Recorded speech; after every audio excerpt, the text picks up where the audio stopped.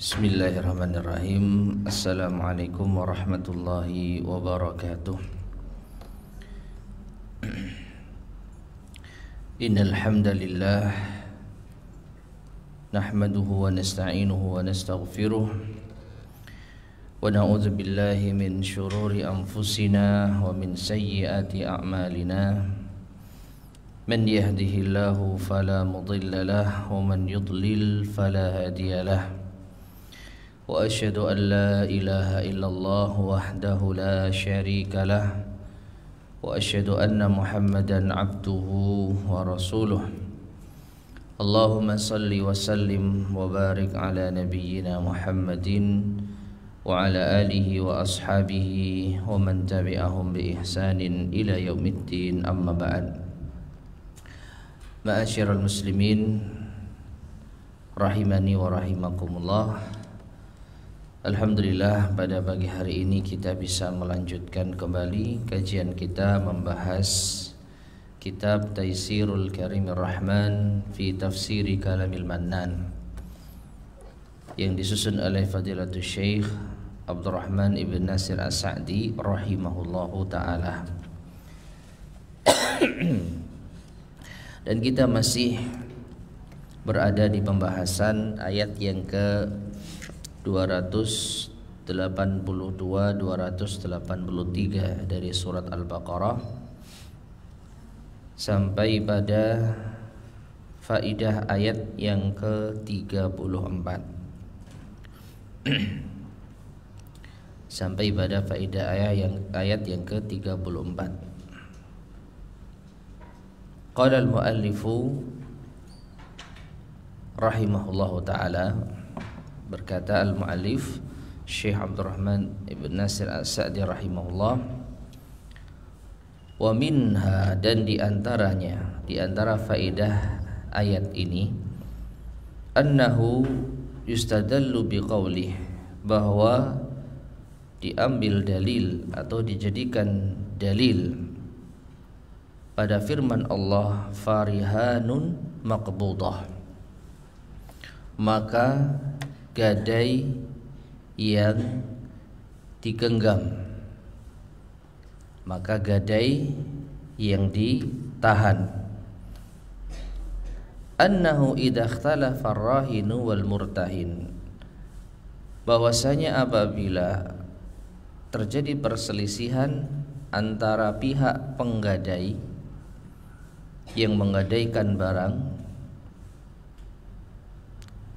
wal murtahin, dan yang menerima gadai, yang menghutangi, fi miqdari daini alladhi bihi rahnu, pada kadar hutang yang di dalamnya terdapat gadai, annal qawla qawlul murtahini sahibil haq, maka ucapan yang diterima, ucapan yang dianggap adalah ucapan pihak yang menerima gadai, pihak yang menghutangi.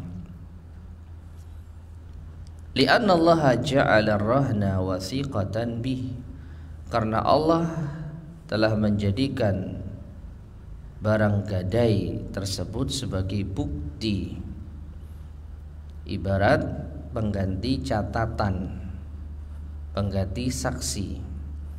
Karena ayat ini berkaitan dengan apabila terjadi hutang piutang namun tidak ada saksi dan bukti. Wa in kuntum ala safarin wa lam tajidu katiban farihanum maqbudah, apabila kalian sedang safar lalu terjadi transaksi hutang piutang dan kalian tidak menjumpai juru tulis yang mencatat, maka bisa dengan gadai, jaminan yang ditahan. Nah, jadi pihak yang menerima gadai itulah yang lebih dianggap ucapannya, karena barang gadai tersebut ditahan olehnya. Falaula annahu falaula annahu yuqbalu qawluhu fi dzalik, maka jika seandainya tidak diterima ucapannya dalam hal demikian itu, lam tahsul bihil wasiqatu li'adamil kitabati wasyuhud, maka tidak akan tercapai bukti, ya, dokumen, seakan-akan gadai itu sebagai bukti dokumen adanya apa? Hutang piutang. Ya, li'adamil kitabati wasyuhud, karena tidak adanya catatan dan saksi. Jadi karena tidak ada catatan, tidak ada saksi, maka barang gadai inilah yang menggantikan posisinya. Barang gadai ada di siapa? Di pihak yang menerima gadai, di pihak yang menghutangi, maka ucapannya lebih dianggap daripada pihak yang berhutang, pihak yang menggadaikan. Ma'asyar muslimin rahimani wa rahimakumullah. Praktek sederhananya, misalkan ada seseorang berhutang senilai 1 juta dengan menggadaikan handphone. Ya, saya mau pinjam uang 1 juta. Tidak ada saksi, tidak ada bukti, catatan, tapi saya berani menggadaikan handphone saya. Baik, handphone diterima, lalu uang diserahkan sebesar 1 juta. Kemudian di saat jatuh tempo, pihak yang menghutangi, pihak yang menerima barang gadai menagih, mana hutangmu? Bayar, sudah jatuh tempo. Lalu ternyata pihak yang berhutang mengingkari, saya nggak merasa punya hutang. Ya, saya tidak merasa punya hutang, tidak mau bayar. Maka pihak yang menggadaikan, pihak yang menerima gadai dengan mudahnya menunjukkan bukti berupa barang gadai. Lu ini HP-mu, kan kamu gadaikan ke saya supaya kamu bisa pinjam 1 juta. Ya, maka dalam keadaan seperti ini jelas yang diterima ucapannya siapa? Yang menghutangi, pihak yang menerima barang gadai. Ya. Jadi seandainya yang diterima itu pihak yang berhutang, dengan dalih hukum asalnya dia terbebas dari tagihan. Hukum asalnya seseorang tidak punya tanggungan. Betul. Tapi masalahnya ini ada barang gadai yang dipegang, yang ditahan oleh pihak yang menghutangi. Kalau ucapannya nggak diterima, maka apa fungsinya barang gadai? Ya, apa fungsinya barang gadai tersebut? Oleh karena itu ucapan pihak yang menerima barang gadai, pihak yang menghutangi itu lebih diterima apabila terjadi persengketaan. Wallahu a'lam. Berikutnya faedah ke-35. Wa minha, dan di antara faedah ayat ini, annahu yajuzu ta'amulu bi ghairi wasiqatin wala syuhud.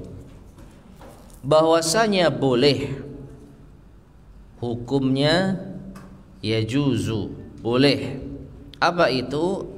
At-ta'amulu, bermuamalah, bertransaksi bi ghairi wasiqah, tanpa ada bukti, tanpa ada dokumentasi. Wala syuhud, juga tanpa ada saksi. Ya.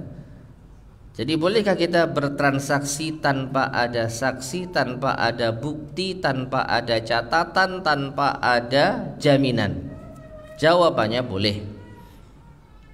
Liqaulihi, berdasarkan firman Allah, fa in amina ba'dukum ba'da falyu'addil ladzi tumina amanatah. Maka apabila sebagian kalian percaya dengan sebagian lainnya, maka orang yang dipercaya hendaklah menunaikan amanahnya. Ya, jadi ini dalil bolehnya kita bertransaksi tanpa saksi, tanpa bukti, tanpa catatan. Namun syaratnya apa? Saling percaya. Walakin fi hadhil hal, akan tetapi dalam keadaan ini yahtaju ila taqwa wal khaufi minallah, butuh untuk takwa dan takut kepada Allah. Wa illa, jika tidak ada takwa dan rasa takut kepada Allah, fasahibul haqqi mukhatarun fi haqqih, maka pihak yang memiliki hak dia akan yaitu dirugikan di dalam haknya. Ya. Jadi pihak yang memiliki hak akan dirugikan di dalam haknya. Dalam hal ini misalkan hutang piutang tadi, hutang piutang, ya, tidak ada saksi, tidak ada bukti. Bolehkah akad hutang piutang itu terlaksana tanpa saksi, tanpa bukti? Boleh. Cuman orang yang diamanahi dalam hal ini, orang yang berhutang hendaknya bertakwa dan takut kepada Allah. Karena pihak yang menghutangi, yang ia memiliki hak di dalam hutang tersebut, ia akan dirugikan kalau pihak yang berhutang tidak bertakwa.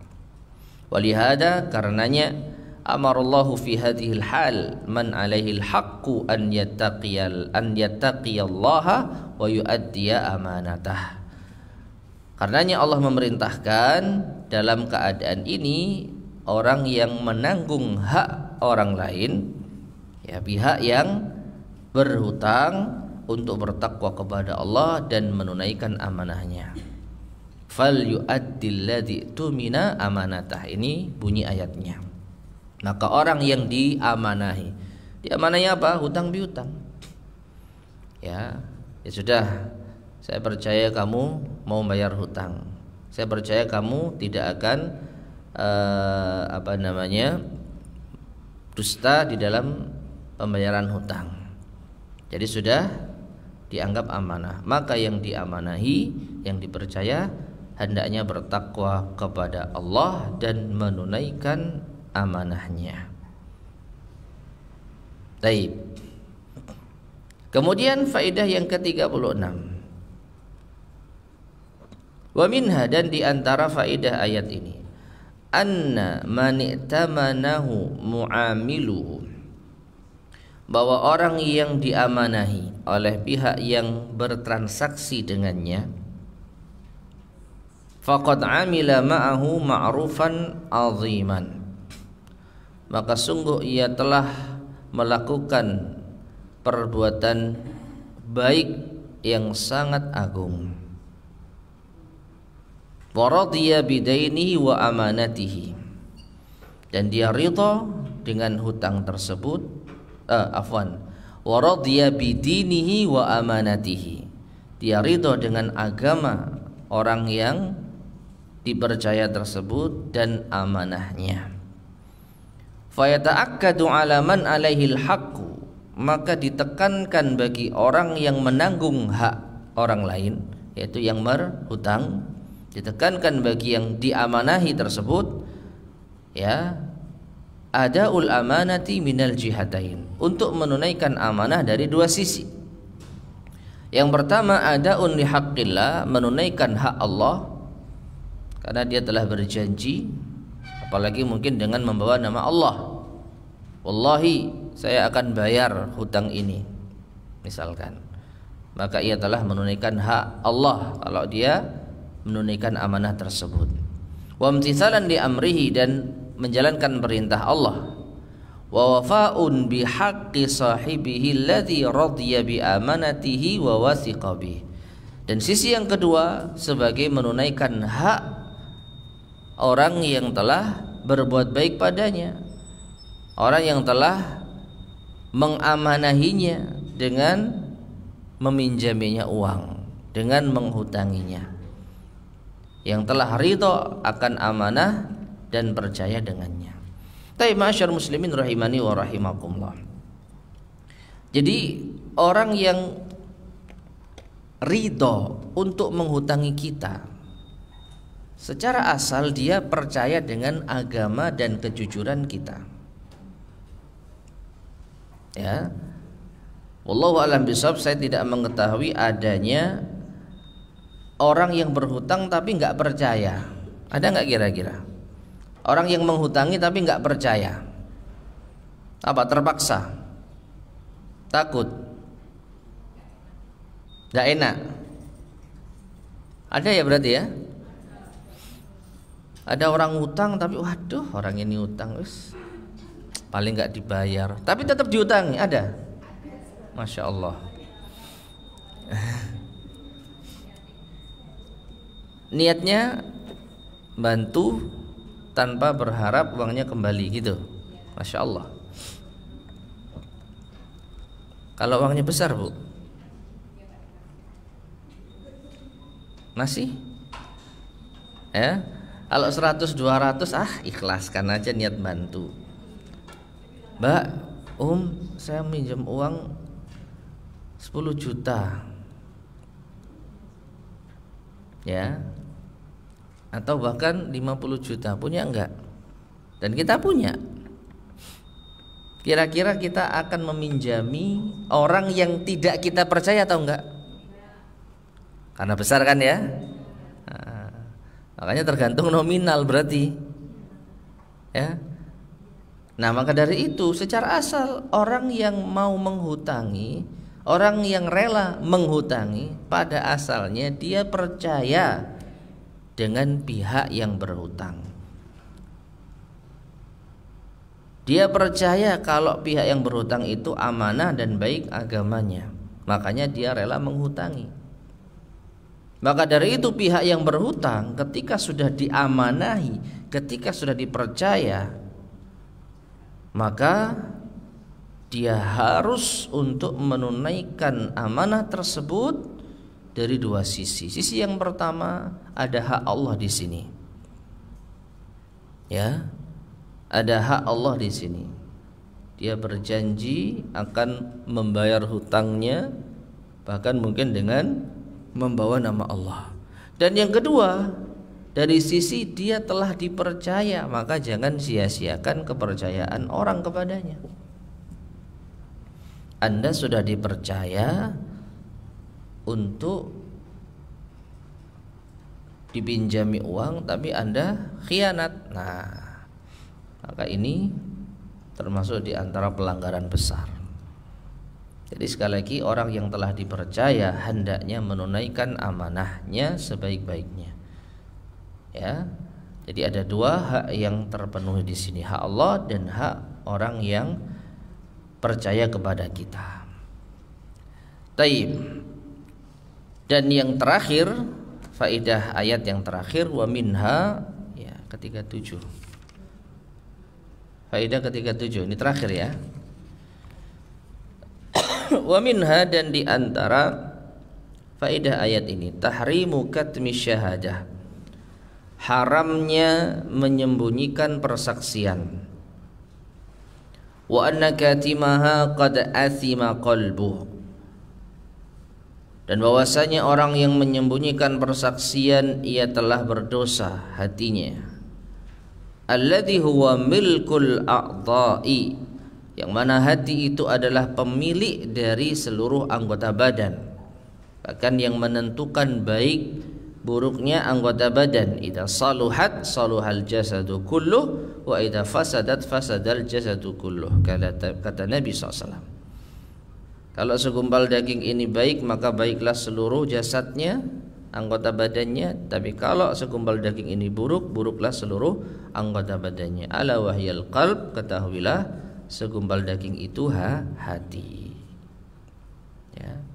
Jadi hati kalau kalau menyembunyikan persaksian, maka hatinya telah berdosa. Wadzalika li'anna katmaha kasyahadati bil batil wazur, karena menyembunyikan persaksian itu sama dengan bersaksi dengan kebatilan dan kedustaan. fiha dhaya'ul huquqi wa fasadul muamalat. Di dalamnya terdapat penyia-nyiaan hak dan kerusakan muamalah. Wal ismul mutakarriru fi haqqihi wa haqqi man alaihil haq, dan dosa yang berulang-ulang di dalam haknya dan hak orang yang memiliki tanggungan. Ya, intinya ma'asyar muslimin rahimani wa rahimakumullah, dilarang menyembunyikan persaksian. Jadi jangan diam kalau kita diminta menjadi saksi dan kita tahu yang benar tapi kita tidak mau mengatakannya, maka ini adalah dosa. Kemudian wa amma taqidur rahni bis safar, adapun diikatnya rohan, yaitu jaminan dengan safar. Maksudnya bagaimana? Maksudnya Allah Subhanahu wa taala berfirman di ayat yang ke-283, apa itu? Wa in kuntum ala safarin, jika kalian sedang safar, lalu kalian tidak menjumpai seorang juru tulis, tidak ada yang mencatat transaksi, farihanum maqbudah, maka boleh dengan jaminan yang ditahan kalau sedang apa? Safar. Nah, maka dari itu di ayat ini diikat bolehnya kita jaminan itu dengan safar, ma'annahu yajuzu hadaran wa safaran, padahal sebenarnya boleh ya hutang piutang dengan jaminan dengan barang gadai, itu boleh baik saat berada di kota, maksudnya sedang bermukim, ataupun sedang safar. Falil hajati ilaihi, namun disebutkan di ayat ini pengkhususan safar karena memang ada hajat. Artinya apa? Li'adamil katibi wasyahid, karena tidak adanya juru tulis dan saksi. Kalau sedang safar itu sumber daya manusia itu jarang, dalam artian umumnya itu tidak banyak. Misalkan safar berdua, dan safar di zaman dahulu beda dengan safar di zaman ini ya, berdua ya di tengah padang pasir, di tengah hutan ya, terus mau apa? Pinjem uang, mau hutang untuk kebutuhannya. Nah, kemudian siapa yang jadi saksi? Kemudian siapa yang nulis? Gak ada. Maka dianjurkan dengan adanya jaminan barang gadai. Namun apakah bolehnya kita menggadaikan atau bertransaksi hutang piutang dengan gadai hanya saat safar? Jawabannya tidak. Saat kita bermukim pun boleh. Hanya saja kalau mukim, pilihan bukti dokumen itu lebih banyak, bisa dengan mencatat, bisa dengan saksi ya. Jadi ayat ini bukan berarti bolehnya kita menggadaikan barang dalam transaksi itu bukan hanya saat safar, tapi kapanpun boleh ya, kapanpun boleh. Wa khatamal ayata bi annahu alimun, dan Allah menutup ayat ini dengan mengatakan bahwasanya Allah itu alim, maha mengetahui. Bi kulli ma ya'maluhul ibad, setiap apa, mengetahui setiap apa yang dilakukan oleh hamba-hamba. Katarghibi lahum fil muamalatil hasanah, dan ini ibarat yaitu dorongan, motivasi bagi manusia, bagi hamba-hamba Allah untuk bermuamalah dengan cara yang baik. Wat tarhibi minal muamalatis sayyi'ah, dan sebagai ancaman, peringatan agar tidak bermuamalah dengan buruk. Tapi ma'asyar muslimin rahimani wa rahimakumullah, ini diantara ayat yang luar biasa. Setelah Allah berfirman dengan panjang lebar masalah transaksi, masalah muamalah, masalah hutang piutang, masalah pencatatan, saksi, gadai ya, Allah menutup firman-Nya dengan wallahu bima ta'maluna alim. Allah tahu apa yang kalian kerjakan. Ya, jadi apapun yang ditransaksikan hamba-hambanya dengan cara apapun, dengan bukti apapun, maka Allah Maha tahu kalau di antara mereka ada yang tidak jujur. Dan Allah tahu siapa di antara mereka yang jujur. Ya, sehingga yang jujur dan yang amanah akan mendapatkan pahala, dan sebaliknya yang khianat dan tidak jujur akan mendapatkan siksa. Wallahu taala alam bissawab. Baik, kita lanjutkan ayat yang ke-284. Silakan dibaca ayat dan terjemahannya.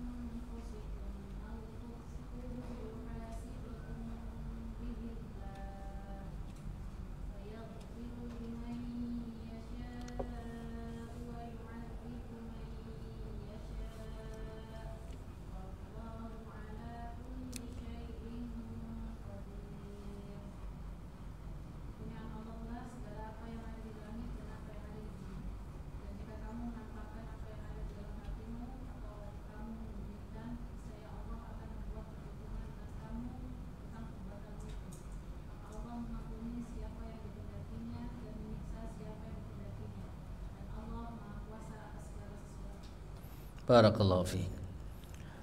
Qala Allah tabaraka wa ta'ala lillahi ma fis samawati wa ma fil ard.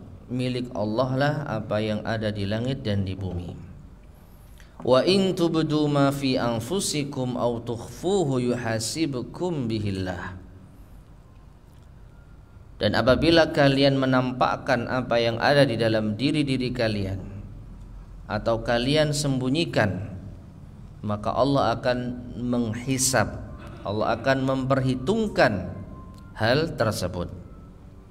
Fayaghfiru liman yasha' wa yu'adzibu man yasha'. Maka Allah akan mengampuni siapa yang Ia kehendaki dan akan menyiksa siapa yang Ia kehendaki. Wallahu ala kulli syai'in qadir, dan Allah Maha Kuasa atas segala sesuatu. Yukhbiru ta'ala bi umumi mulkihi li ahli samai wal ard. Allah Ta'ala mengabarkan keluasan kepemilikannya terhadap penghuni langit dan bumi. Lillahi, milik Allah lah apa yang di langit dan apa yang di bumi, dan apa yang ada di antara keduanya. Wa ihatati ilmihi bima abdahul ibadu wa ma akhfauhu fi anfusihim. Dan juga Allah mengabarkan keluasan ilmunya. Ilmu Allah meliputi apa yang ditampakkan oleh hamba-hamba dan apa yang mereka sembunyikan di dalam jiwa-jiwa mereka. Wa annahu sayuhasibuhum bih, dan Allah akan menghisab mereka dengannya. Apa yang nampak dan apa yang tersembunyi dari hamba-hamba akan dihisab, akan dihitung oleh Allah SWT. Fayaghfiru liman yasha', maka Allah akan mengampuni siapa yang Ia kehendaki. Wa huwal munibu ila rabbih al-awwabu ilaihi innahu kana lil awwabina ghafura. Siapa yang Allah ampuni, yaitu orang yang mau kembali kepada Tuhannya, orang yang bertaubat kepadanya, karena Allah Maha Pengampun bagi orang-orang yang bertaubat. Ya. Jadi Allah Subhanahu wa taala mengetahui apa yang dilakukan hamba-hambanya, baik yang tersembunyi maupun yang terang-terangan. Dan kalau mereka melakukan dosa kemudian mereka kembali dan bertobat kepada Allah, maka Allah akan ampuni mereka. Wa yu'adzibu man yasha', dan Allah akan menyiksa siapa yang dikehendakinya. Siapakah mereka yang disiksa Allah? Wa huwal musirru 'alal ma'asi fi batinihi wa zahirihi. Itu orang yang terus-menerus di dalam maksiat, baik secara batin maupun zahir, baik tersembunyi maupun yang nampak. Wa hadhil ayatu, dan ayat ini la tunafil ahaditsal waridata fil afwi, tidak menafikan atau tidak bertentangan dengan hadis-hadis yang datang tentang pemaafan Allah. Amma hadatsa bihil abdu nafsahu ma lam ya'mal aw yatakallam. Itu Allah memaafkan apa yang terbesit di dalam jiwa seorang hamba selama ia tidak mengamalkan atau mengucapkannya. Ya. Jadi terdapat hadis-hadis yang menunjukkan bahwa seorang hamba apabila terbesit untuk melakukan maksiat, maka selama tidak dilakukan atau tidak diucapkan, Allah akan memaafkan, memaklumi, tidak diazab. Ya. Jadi ayat ini tidak bertentangan dengan hadis-hadis tersebut. Mengapa fatilkal khatirat allati tatahaddatsu biha nufus? Karena apa yang terlintas, ya, yang ada di dalam jiwa, apa yang terbesit di dalam jiwa, allati la yattasifu bihal abdu, maka seorang hamba tidak tersifati dengannya, wala yusammamu 'alaiha, dan juga tidak atau yusammimu 'alaiha, tidak bertekad di atasnya. Ya. Artinya apa? Yang dimaafkan oleh Allah kalau kita ada terlintas berbuat maksiat. Yang dimaafkan oleh Allah itu apabila hanya sekedar terlintas, hanya lewat di pikiran. Ya. Tidak dilakukan, tidak diucapkan, dan juga tidak ditekadkan secara bulat. Ya. Jadi hamba yang memiliki pikiran untuk bermaksiat hanya terlintas saja, namun tidak dituruti, maka dia inilah yang dimaafkan. Nah, wa amma huna, adapun ayat ini, fahyal azaimul musammimah, maka inilah tekad yang dibulatkan. Maksudnya bagaimana? Perhatikan ayatnya, yaitu Allah berfirman, wa in tubdu ma fi anfusikum aw tukhfuhu yuhasibukum bihillah. Apa yang kalian tampakkan, yang kalian lakukan, yang kalian ucapkan, dan apa yang kalian sembunyikan akan dihisab oleh Allah. Ya. Jadi kalau kita menyembunyikan sesuatu di dalam diri kita dan itu ditekadkan, bukannya sekedar terlintas di pikiran, tapi betul-betul niat, cuman belum terlaksana, ya, atau karena hal lain tidak terlaksana. Contoh kita mau ngambil uang orang, sudah di pikiran ini sudah merencanakan dengan matang gimana caranya, gimana teknisnya, tapi qadarullah ada hal yang di luar dugaan, akhirnya enggak jadi. Apakah hal ini dihisab oleh Allah? Niat buruk ini dihisab oleh Allah? Jawabannya iya, karena dia adalah azaim musammimah, sudah tekad yang dibulatkan. Ya, wal awsafus tsabitatu fin nufus, sudah menjadi sifat yang tetap di dalam jiwa. Ya. Jadi sekali lagi beda antara sekedar terlintas, lalu setelah itu kita buru-buru membersihkan pikiran, ya Allah, jangan sampailah. Tapi sempat terlintas mau mengambil uang misalkan, ya, mau mencuri misalkan, mau melakukan dosa, sempat terlintas, tapi setelah itu apa? Dia hilangkan. Maka inilah yang dimaafkan. Sebagaimana disebutkan oleh al-mu'allif, hadis-hadis yang menunjukkan Allah tidak akan mengazab apa yang terlintas di dalam benak kita. Nah,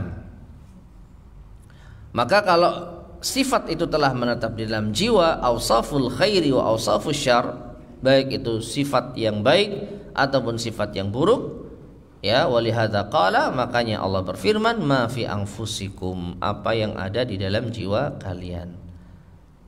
Ya, jadi apa yang ditampakkan, apa yang disembunyikan dan sudah menetap di jiwa kita. Ai istaqarra fiha wa thabata minal azaimi wal awsaf, yang sudah menetap dan berada di dalam tekad kita dan sifat kita. Nah, inilah yang akan dihisab. Sekali lagi, meskipun belum dilakukan, tapi kalau sudah ditekadkan maka ada hisabnya. Wa akhbara annahu ala kulli syai'in qadir, dan Allah mengabarkan bahwasanya Ia maha kuasa atas segala sesuatu. Fa min tamami qudratihi, maka di antara kesempurnaan kekuasaan Allah, muhasabatul khalaiq, adalah menghisab makhluk-makhluknya. Allah akan memperhitungkan seluruh perbuatan makhluknya. Wa isalu ma yastahiqunahu minas sawabi wal iqab, dan memberikan apa yang menjadi hak-hak mereka, baik pahala maupun siksa. Nah, ini ayat yang ke-284. Sekarang kita lanjutkan ayat 285, 286. Silakan.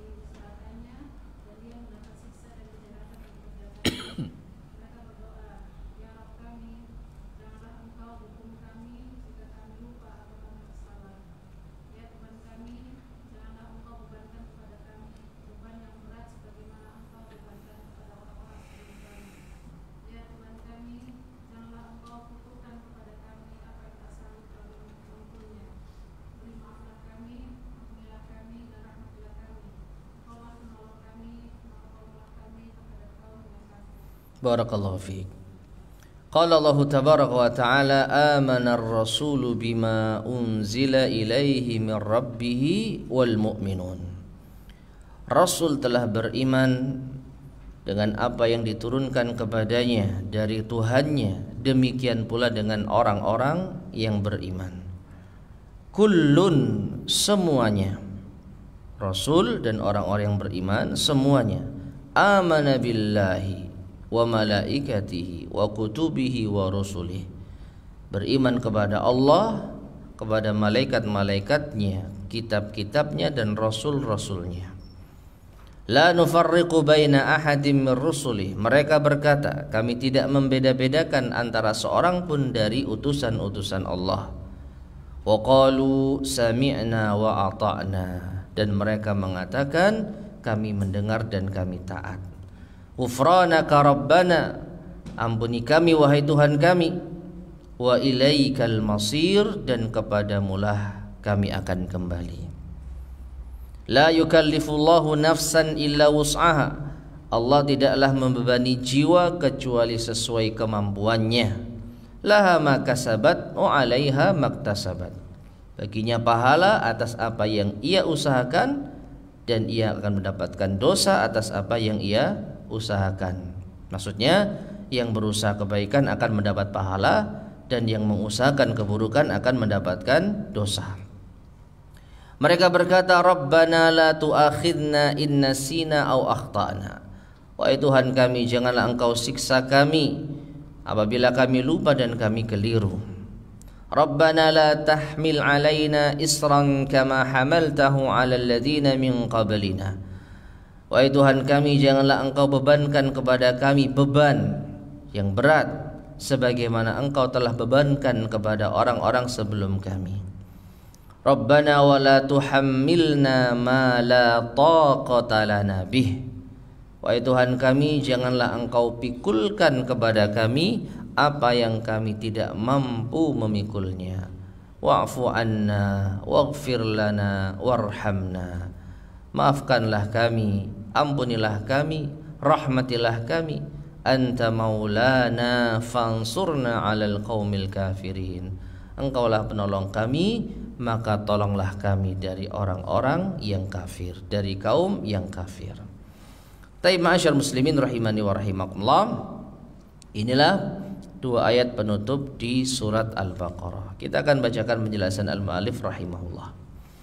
Sabata anhu sallallahu alaihi wasallam, telah tetap dari Nabi sallallahu alaihi wasallam, anna man qara'a hatainil ayataini fi lailatihi kafatahu, bahwa siapa yang membaca dua ayat terakhir di surat Al-Baqarah ini di malam harinya, maka itu akan mencukupinya. Ai min jami'il syurur, itu akan dijaga dari keburukan-keburukan. Wa dzalika limahtawata alaihi minal ma'ani al-jalilah. Yang demikian itu karena dua ayat ini mengandung makna-makna yang mulia. Fa inna Allah amara fi awwali hadhihi surah an-nasa bil iman.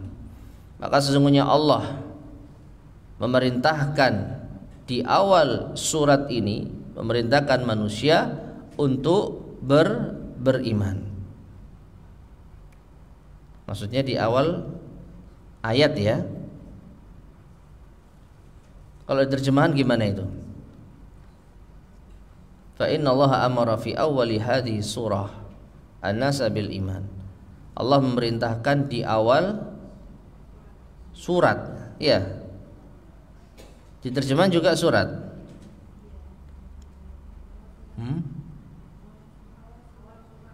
Di awal surat. Maksudnya surat Al-Baqarah.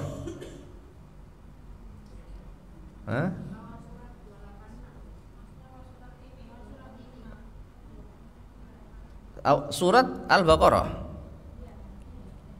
Surat Al-Baqarah. Nah makanya kalau ayat, coba kita teruskan ya. Bijami usuli fi qauli, dengan seluruh prinsip-prinsip dasarnya, iman dengan seluruh prinsip dasarnya, fi qauli, pada firman-Nya, qulu amanna billahi wa ma unzila ilaina.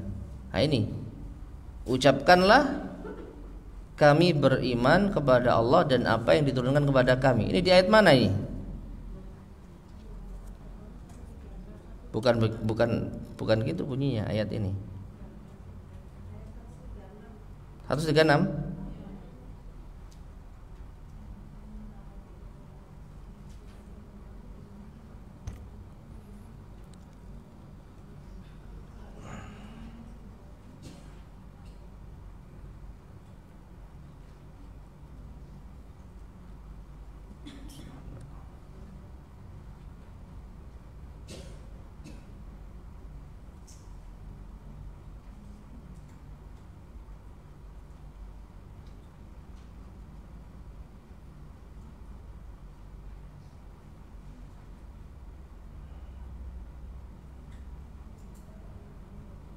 Qul amanna billahi wa ma unzila alaina wa ma unzila alaina.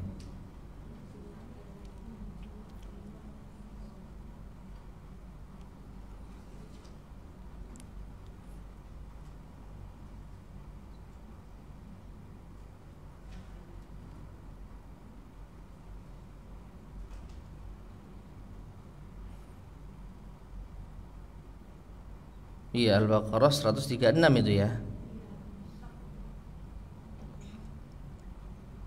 Kutipan ayat yang dibawakan oleh al-mu'allif itu pada surat Al-Baqarah ayat 136. Tapi coba kita cek yang lain.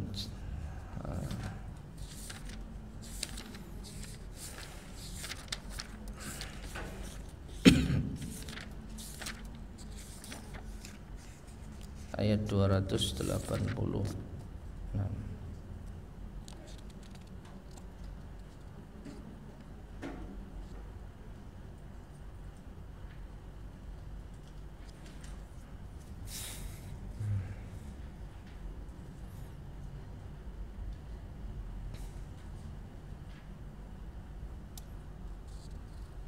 Ternyata berbeda juga ini yang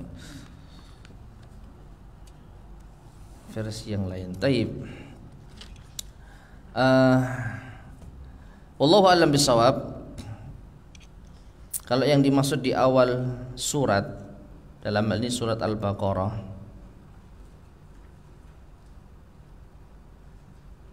maka tidak ada keterangan khusus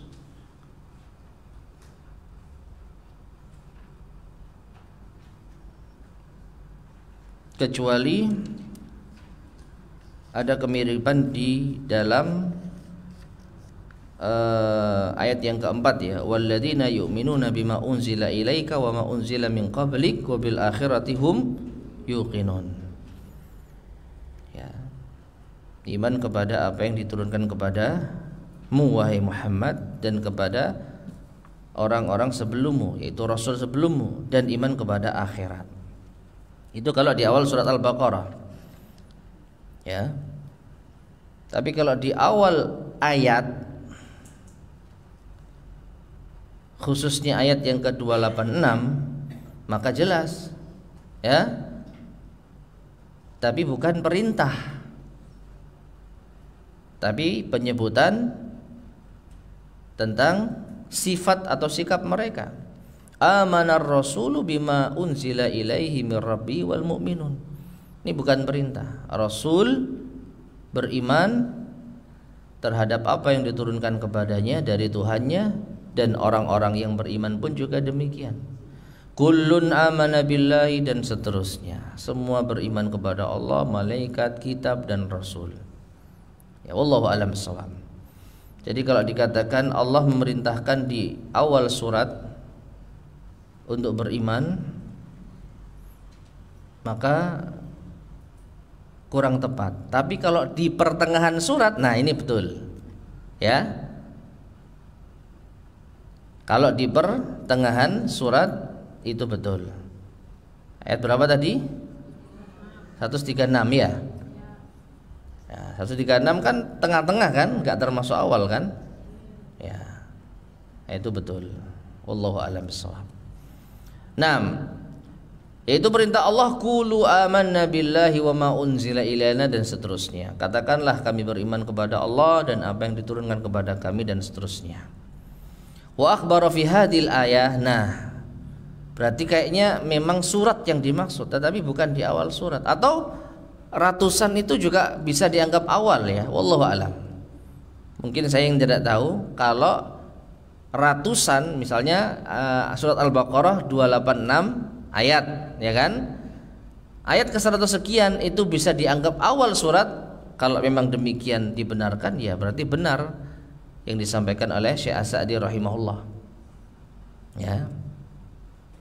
Nah, cuman wallahu alam kalau secara logika sederhana, kalau ayatnya 286 lalu di ayat ke-136 itu tengah-tengah. Ya. Jadi kalau untuk orang kita di pertengahan surat Allah memerintahkan manusia untuk beriman. Nah, itu mungkin tepat ya dalam ungkapan bahasa Indonesia. Tapi kalau dalam ungkapan Arab ratusan bisa dianggap awal, ya silakan saja. Taib. Kemudian wa akhbara fi hadhil ayah anna rasula wa man ma'ahu minal mu'minin amanu bi hadhil usulil azimah. Ya, Allah mengabarkan di ayat ini bahwasanya Rasul dan siapa yang bersamanya dari kalangan orang-orang beriman, mereka semua beriman terhadap usul azimah, dasar-dasar yang agung ini, yaitu wa bi jami'ir rusul wa jami'il kutub wa lam yasna'u sani'a man amana bi ba'din wa kafara bi ba'din. Seluruh kitab, seluruh rasul, dan mereka orang-orang yang beriman tidak melakukan perbuatan orang yang beriman terhadap sebagian kitab dan kufur terhadap sebagian yang lain. Kahalatil munharifina min ahlil adyan, seperti keadaan orang-orang yang menyimpang dari agama-agama al-munharifah yang menyimpang sebelumnya. Wa fi qarnil mu'minina bir rasul, dan digandengkannya orang-orang yang beriman dengan rasul, yaitu apa? Amanar rasulu. Ya, amanar rasulu, rasul beriman. Wal mu'minun, dan orang-orang yang beriman juga beriman. Ya, dalam bahasa Arab ar-rasul fa'il, wal mu'minun ataf. Jadi digandengkan antara rasul dengan orang-orang yang beriman. Jadi Rasulullah beriman, orang-orang yang beriman juga beriman. Wal ikhbaru anhum jami'an, dan dikabarkan tentang mereka seluruhnya bi khabarin wahid, dengan satu kabar, syarafun azimun lil mu'minin, merupakan kemuliaan yang besar bagi orang-orang yang beriman. Ya, jadi orang-orang yang beriman digandengkan dengan rasul yang merupakan utusan Allah. Wa fihi annahu, dan juga di dalamnya bahwasanya beliau sallallahu alaihi wasallam musyarikun lil ummati fi tawajjuhil khitab syar'i lah. Itu sama statusnya dengan umat di dalam diarahkannya khitab syar'i kepadanya. Pembicaraan syariat itu diarahkan kepada Rasul sebagaimana juga diarahkan kepada umat. Artinya tidak ada perbedaan antara umat dan Rasul di dalam perincian syariat. Umat diperintahkan sholat, Rasul juga diperintahkan sholat. Umat diperintahkan puasa, Rasul juga diperintahkan puasa. Umat diperintahkan beriman dengan 6 rukun iman, Rasul juga demikian. Jadi tidak ada perbedaan antara Rasul dan orang-orang yang beriman dan umat ini di dalam penerapan syariat. Ya.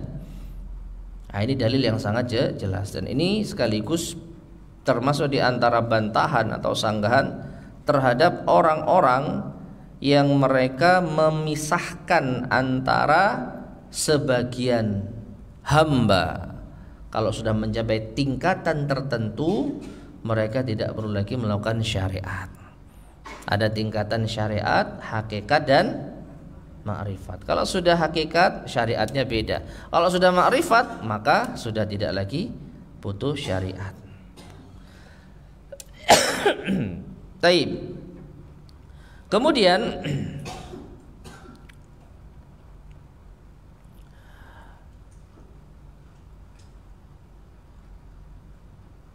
wa annahu faqal mu'minin wa qiyamuhu atam bihi, atau wa qiyamihi atami bihi, dan juga Rasul mengamalkan apa yang disyariatkan pula. Wa annahu faqal mu'minin, hanya saja beliau Rasulullah itu lebih unggul dibandingkan orang-orang yang beriman. Bal faqa jami'al mursalin fil qiyami bil imani wa huquqi, bahkan Rasulullah itu lebih unggul dibandingkan seluruh para rasul di dalam menjalankan keimanan dan hak-haknya.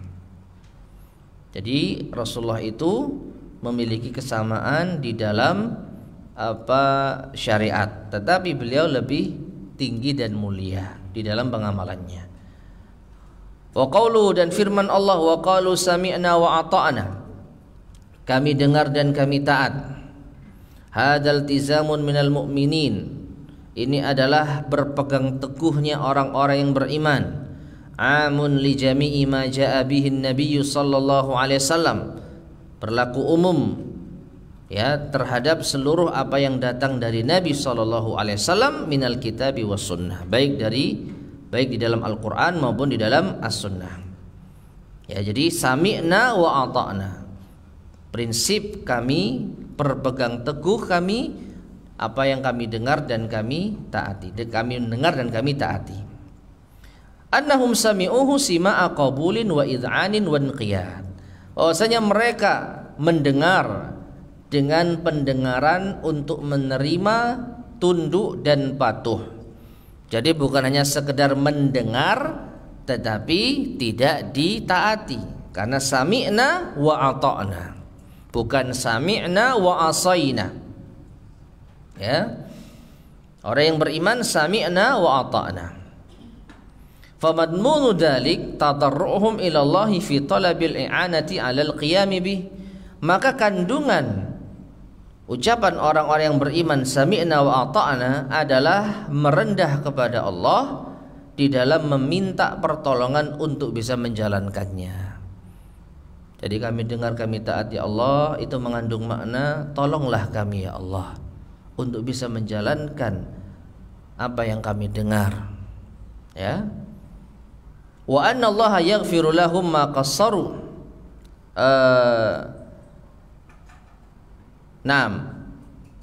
Dan juga bahwasanya Allah mengampuni apa yang mereka lalaikan fihi minal wajibat, di dalam kewajiban-kewajiban.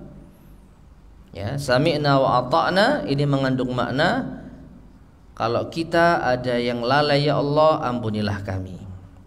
Wa martakabuhu minal muharramat, dan apa yang mereka langgar dari keharaman-keharaman. Wa kadzalika tadarra'u ila Allah fi hadhil adiyatin nafi'ah.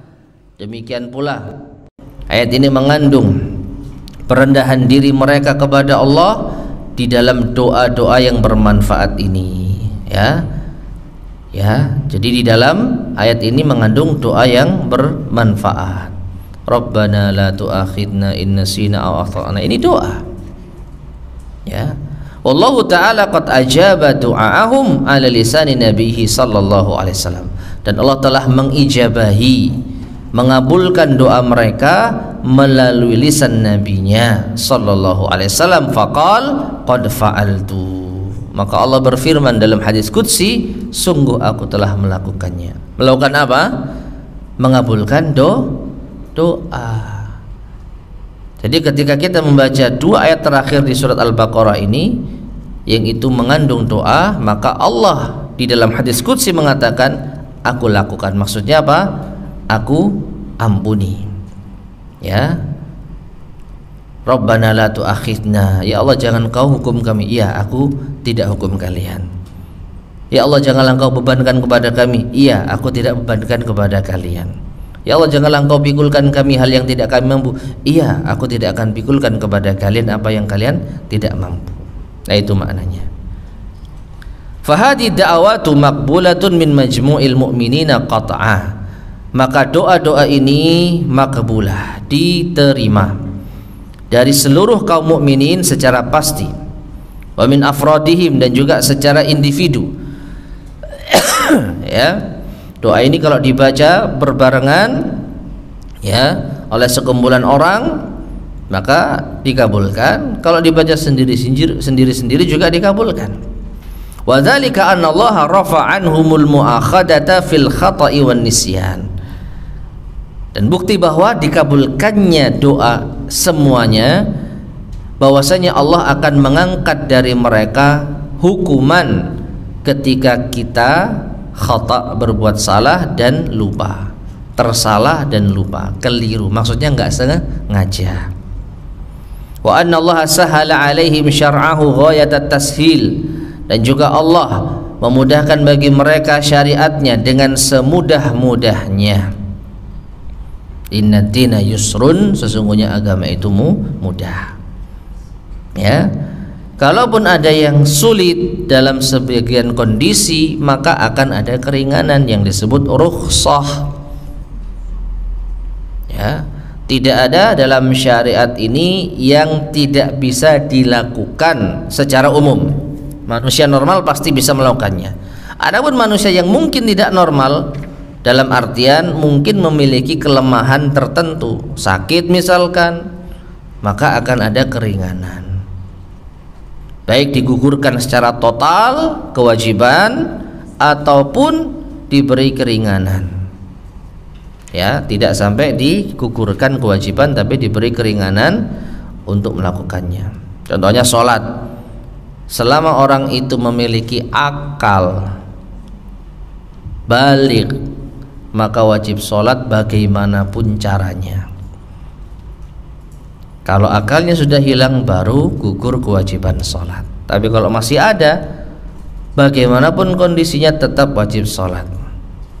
Loh, kalau nggak bisa bicara, berbaring, hanya bisa berbaring, tidak bisa bicara, tapi masih normal, diajak ngomong masih nyambung, hanya bisa mengangguk, menggeleng-gelengkan kepala, ya sudah, sholatnya dengan cara seperti itu, dengan berisyarat. Jadi dia batin, ini takbir ihram, ini baca Al-Fatihah, ini baca surat, dibatin.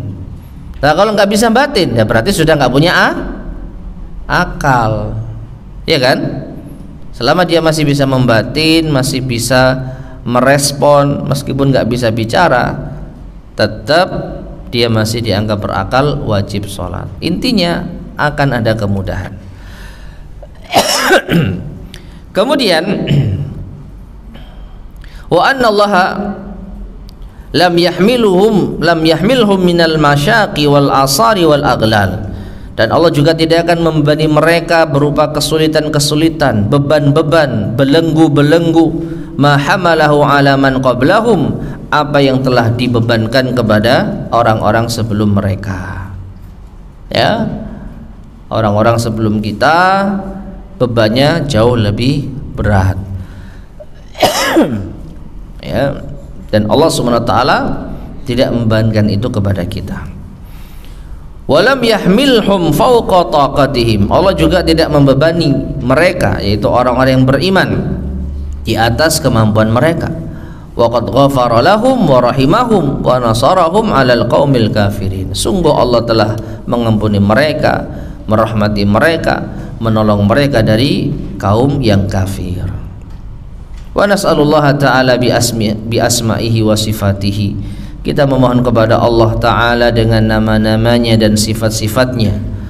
Wa bima manna bihi alaina min iltizami dinihi, dan dengan apa yang Allah anugerahkan kepada kami berupa berpegang teguh dengan agamanya. An yuhaqqiqa lana dzalik, yaitu semoga Allah mewujudkan itu semua bagi kami. Ya, doa-doa yang tadi kita baca, ya semoga diwujudkan oleh Allah. Wa an yanjizalana ma wa'adana ala lisani nabiyhi, dan juga semoga Allah menunaikan apa yang dijanjikan kepada kita melalui lisan nabinya. Wa an yusliha ahwalal mu'minin, dan semoga Allah juga memperbaiki keadaan orang-orang yang beriman. Wa yu'khadhu min hauna, dan diambil pelajaran dari sini qaidatut taysir, kaidah memberikan kemudahan, wa nafyil haraji, dan menghilangkan kesulitan, fi umuri dini kulliha, di seluruh urusan agama. Ya, yang tadi kita sampaikan bahwa setiap ada kesulitan di dalam agama maka pasti ada kemudahan. Tidak akan ada kesulitan yang ada di luar kemampuan manusia. Ya, adapun sebagian orang yang merasa sulit, merasa berat, tapi bukan berat yang di luar batas kemampuan mereka, maka itu bukan berat sebenarnya, tetapi itu karena hati mereka yang berat. Bukan berat secara apa? pengamalan. Waduh, saya nggak mampu puasa, misalkan. Berat saya nahan lapar, nahan minum. Ya. Jadi bukan dia nggak mampu, tapi hatinya lah yang memang berat. Karena buktinya apa? Jutaan manusia bisa puasa, kok hanya kamu saja yang nggak bisa? Berarti hawa nafsu kamu yang belum ditundukkan. Saya nggak bisa sholat 5 waktu, nggak sempet loh. Emang kita semua nganggur? Emang Anda saja yang sibuk? Ya, berat sholat 5 waktu itu. Padahal yang diminta Allah hanya berapa menit dalam sekali waktu sholat dibandingkan 24 jam sehari yang kita miliki. Maka kalau ada orang yang ngomong agama itu berat, maka hakikatnya ada 2 kemungkinan. Kemungkinan yang pertama hawa nafsu yang mengalahkannya. Kemungkinan yang kedua salah di dalam menjalankan agama. Karena memang ada sebagian kalangan yang berat menjalankan agama karena memang doktrin. Apa itu? Kalau kamu mau sukses harus baca zikir ini 1000 kali, 1.000.000 kali. Nah, ya berat memang seperti itu. Tapi itu kan bukan bagian dari agama yang sahih. Ya, ini adalah hal yang diada-adakan dalam agama alias bid'ah. Adapun sesuai dengan sunnah tidak ada yang berat. Ya. Tapi kalau bid'ah, iya percaya. Disitulah sebagian orang merasa berat. Taib, wa qaidatul afi 'anin nisyani wal khata'. Dan juga diambil dari ayat ini kaidah di dalam, yaitu memaafkan dari lupa dan salah fil ibadat, di dalam ibadah. Lupa ndak sholat dimaafkan oleh Allah asalkan diganti ketika sudah ingat. Ya, lupa makan ketika puasa dimaafkan oleh Allah, lanjutkan puasanya. Ya, jadi Allah akan memberikan pemaafan bagi orang yang lupa atau keliru. Wa fi huquqillahi ta'ala, di dalam ibadah dan hak-hak Allah Ta'ala. Wa kadzalika fi huquqil khalqi, dan juga di dalam hak-hak sesama makhluk juga ada kaidah pemaafan dari Allah. Namun min jihati raf'il ma'thami wa tawajjuhi az-zammi, hanya dari sisi diangkatnya dosa dan tidak mendapat celaan. Perhatikan ya, Allah memaafkan orang yang berbuat lupa atau keliru di dalam melanggar hak sesama makhluk, tapi maafnya hanya dari segi tidak dianggap berdosa dan tidak mendapat celaan. Wa amma wujubu dhamanil mutlafat khata'an aw nisyanan, tetapi tetap wajib mengganti hal-hal yang rusak, baik itu karena lupa atau karena keliru, fin nufusi wal amwal, dalam jiwa dan harta. Ndak sengaja membunuh orang, dosa ndak? Tidak dosa. Nah, ini maksudnya Allah memaafkan, nggak dosa. Tetapi kewajiban untuk membayar diat harus ditunaikan karena ini terkait dengan hak hamba. Ya. Jadi kalau kita merusak sesuatu baik itu nyawa maupun harta, maka Allah memaafkan, nggak dianggap dosa. Tetapi hak sesama hamba harus ditunaikan, kita wajib ganti. Fa innahu murattabun 'alal itlafi bi ghairi haq. Karena apa? Ya pada hakikatnya ini diakibatkan karena kita merusak tidak dengan cara yang benar. Ya, harta saudara kita haram untuk kita ambil. Maka ketika kita mengambilnya meskipun nggak sengaja, maka harus ada ganti. Meskipun menurut Allah kita nggak dosa karena nggak sengaja. Jadi hanya diangkat dosa ini dari kita, tetapi kewajiban mengganti masih tetap ada. Wa dzalika syamilun li halatil khata'i wan nisyani wal amdi. Apapun itu, kalau kita merusak sesuatu ya, maka kita wajib mengganti, ya. Dan ini mencakup keadaan keliru, lupa maupun sengaja. Kalau sengaja ditambah satu, yaitu dosa. Kalau nggak sengaja, nggak dosa, tetapi wajib mengganti, ya. Tamma tafsiru suratil Baqarah walillahil hamdu wassana wa sallallahu ala Muhammadin wasallam. Berakhirlah tafsir surat Al-Baqarah. Segala puji dan sanjungan bagi Allah, dan semoga salawat dan salam tercurahkan kepada Nabi kita Muhammad sallallahu alaihi wasallam. Baik, masyarakat muslimin rahimani wa rahimakumullah, berakhirlah pembahasan surat Al-Baqarah. Insyaallah akan kita lanjut pada kesempatan berikutnya tafsir surat Ali Imran. Wallahu taala alam bissawab. Baik, sebelum kita akhiri, barangkali ada yang disampaikan, tafadhol silahkan.